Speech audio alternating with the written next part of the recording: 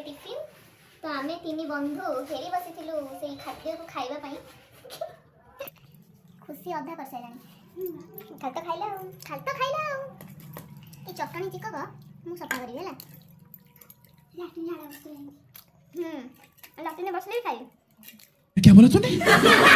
ये खाई साइलानी रह कि अरे एमिति होउछ खुशी खाइबो खाली खाइबो।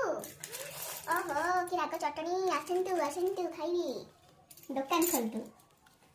मीठा लाउछ राग वाओ